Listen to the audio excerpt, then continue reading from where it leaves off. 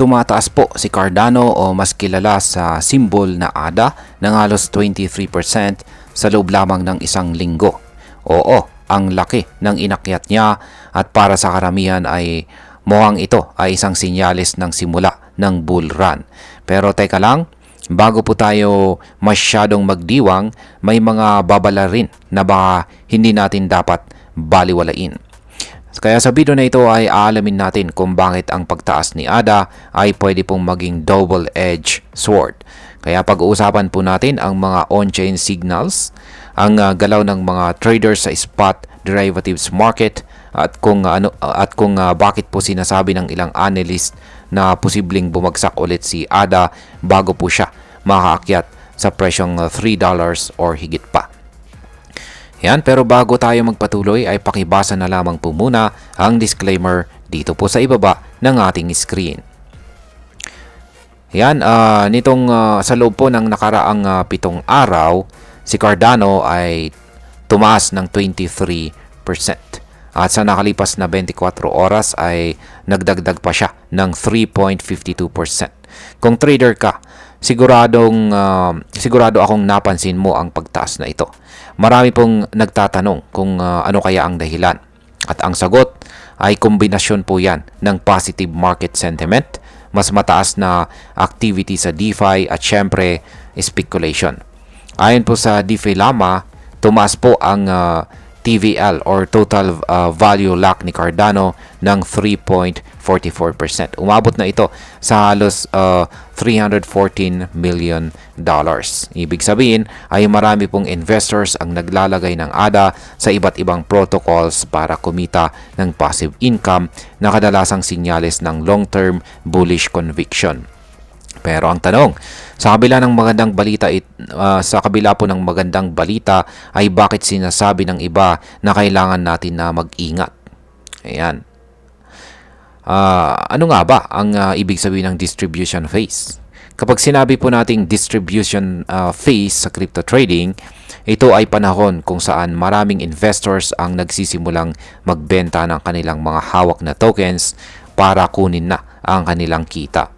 Ayon po sa Net Unrealized Profit and Loss or NUPL data, karamihan ng mga ADA holders ay kasalukuyang kumikita na. Historically, kapag maraming nasa profit, ang susunod po na hakbang ng profit taking at kapag maraming sabay-sabay na nagbebenta, nagkakaroon po ng correction or pagbaba ng presyo. Ibig sabihin, kahit pa umaakyat si ADA ngayon, maaaring nasa bingit na ito ng pagbaba kung sakaling magpatuloy ang pagbebenta ng mga traders. Ngayon ano po ang sinasabi ng mga eksperto tungkol sa target ni ADA? Ayon po sa analyst na si Zhao Wedson mula po sa R-Fractal, maaari raw magkaroon ng short-term cooling period si ADA. Pwede raw itong bumaba sandali bago sumubok po siyang lumipad pataas ulit. At ang kanyang target ay $3 sa buwan po ng October or November. Pero kung magpapatuloy po ang momentum, posibleng umabot pa raw ito sa $4.90 na siyang kanyang personal na selling zone. Pero hindi lang ito basta prediction. May mga sinyales din mula sa market behavior. Ngayon ano naman po ang nangyayari sa spot at saka derivatives market? Sa spot market ay may lumalabas ng sinyalis ng pagbebenta. Mula po sa datos ng CoinGlass, tinatayang $280,000 na ADA ang inalis mula sa mga exchanges sa loob ng isang araw. Ito ang unang malaking outflow matapos po ang ilang araw ng tuloy-tuloy na accumulation.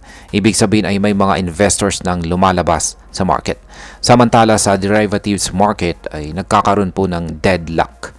Ang long at saka short position ay halos magkapantay na, kung saan ay parehong may $4.9 million na liquidate ayon po sa Coinalyze. Sa unang tingin parang wala pang malinaw na direksyon si ADA. Pero kung pagtitingnan po ang long to short ratio, may slight advantage pa rin ang mga bulls.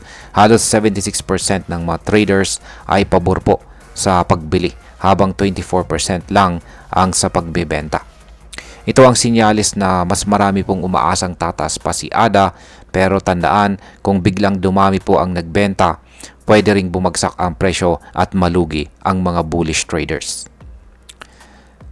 Ngayon ay ano naman po ang epekto nito para sa atin bilang mga Pinoy crypto investors. Yan. Una ay opportunity para kumita. Kung nakabili po tayo sa mababang presyo, ay syempre posibleng magka-profit po tayo ngayon. Pwede po nating gamitin ang pag-akyat na ito para i-lock in ang ating gains, lalo na kung sa tingin natin ay bababa po ito muli.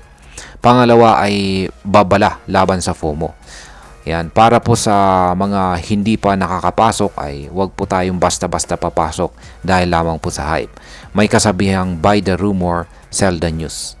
Ibig sabihin ay kung late ka nang pumasok, baka ikaw pa ang maipit sa itaas ng presyo kapag biglang bumagsak. Ngayon ay ano po ang magandang gawin natin? Yan, simple lamang po, magkaroon tayo ng strategy at huwag po tayong magpadala sa emosyon. Mag-research, gumamit po ng stop loss at i-consider po ang partial take profits. Bilang panghuli, ang masasabi ko naman tungkol dito kay Cardano ay ang pag-akyat po ni ADA ay magandang balita sa pangkalahatan dahil ibig sabihin ay bumabalik na po ang tiwala ng market. Pero hindi rin ito dapat maging dahilan para tayo ay maging kampante. Sa mundo po ng crypto, ang bilis ng galaw ay parang alon. Kung minsan mataas, kung minsan mababa. Kung trader ka po, gamitin po natin ang technical indicators at fundamentals bilang gabay.